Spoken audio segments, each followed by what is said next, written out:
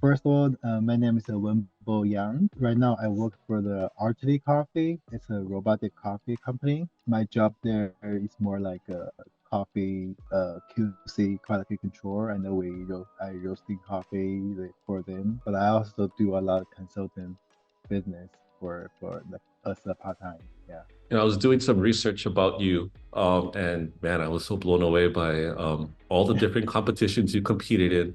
But not only that, how successful you've been in these competitions. You won qualifiers back, seems like forever, but in Orange County. Yeah. You won qualifiers again in this past year in Houston, and you placed sixth in roasting competition, Boston. Yeah. yeah, in Boston, Yeah. 2022.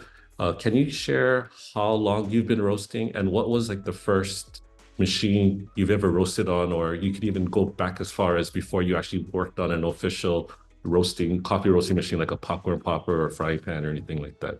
I start to know roasting stuff.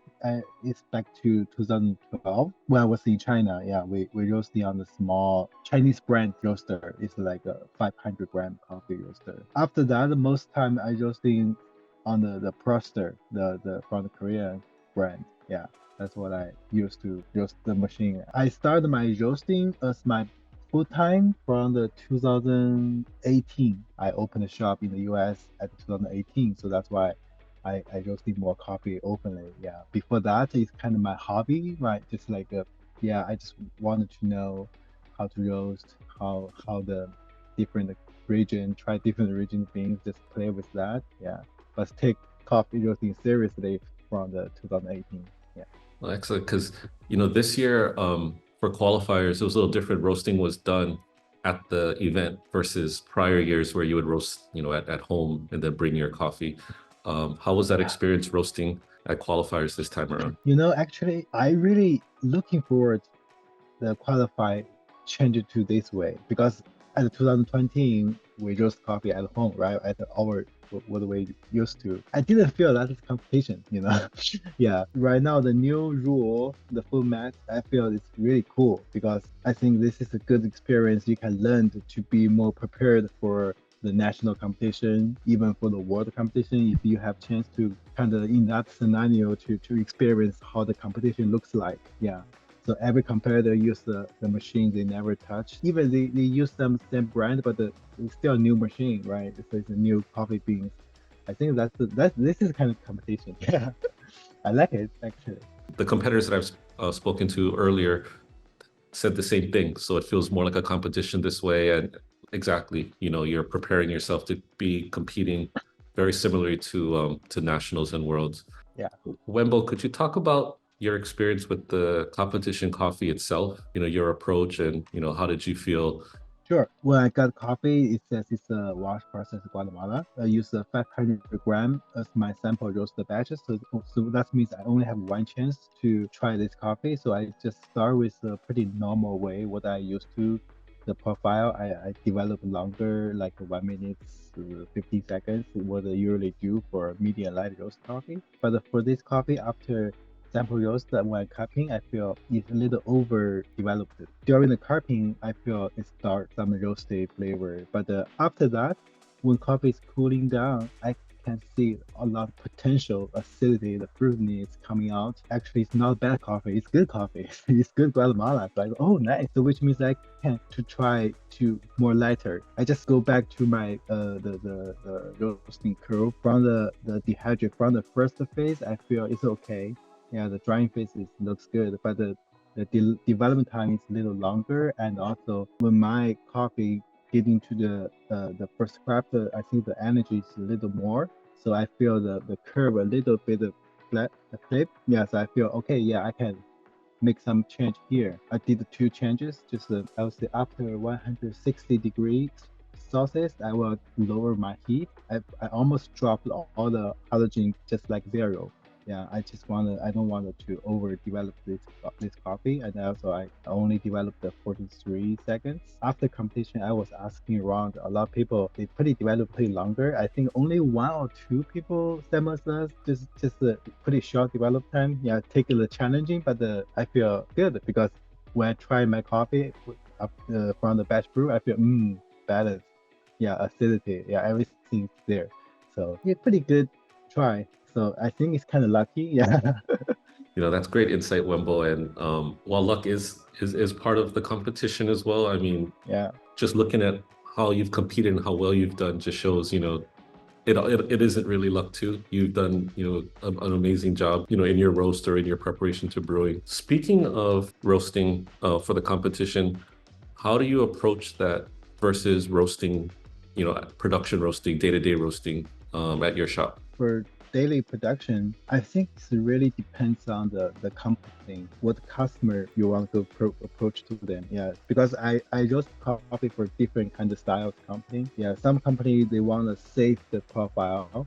They don't want the customer to experience too acidic coffee. So that kind of things I just wanted to, after drying phase, I will extend all the Maillard reactions, even to try to reduce the acidic, but to still keep the coffee as sweet as possible. But some coffee shops they wanna, yeah, we love fruity. We want the customer to try all different kind of fruity notes. They're trying to educate customer to know the specialty medium light roast coffee. So we just keep communicating with the barista, with the owner, or with our customers. Yeah. So what kind of the face of the customer looks like. So we talk a lot about that to try to make a good recipe, the profile for them. For competition, that the coffees are going to be cupped, in a short amount of time. So the coffee rests for a short amount of time. Yeah. Is that how do you kind of change the way you roast for competition versus just production roasting? Oh, definitely. Because the competition, the rule, the judges will cup the coffee just next day. Yeah, just kind of coffee probably to only have 24 hours to take a rest. Yeah, so I feel so for this kind of coffee, I prefer faster roast, so can make coffee be more exposed, more percentage, so that's easy to release the flavor, to get it brewed, too easy to brew it right after the coffee. Yeah, but for the production for coffee shop, we really would not do that because we have every shop have their kind of system. For example, one shop they when they receive the fresh coffee, they will leave that 10 days. After 10 days, they start to use things. But the competition, you have to think another way, right? How to make coffee taste better next day. Yeah, that's the one challenging for me. But so that's why I try to short time. So that's why in the very beginning, my first sample batches, I got a pretty high RR getting to the first prep because I said I wanted more energy, but otherwise I think it's too much. So my final product I just reduced the little bit, not but still keep the high RR getting to through the first prep to get a short time to develop the flavor, but yeah, to being also explore more. Yeah. Oh, I love that answer. Thank you. You've done a lot of competitions, like we've talked about so far in this conversation. Reflecting on that, how have you grown as a coffee professional? It's because competition, you know.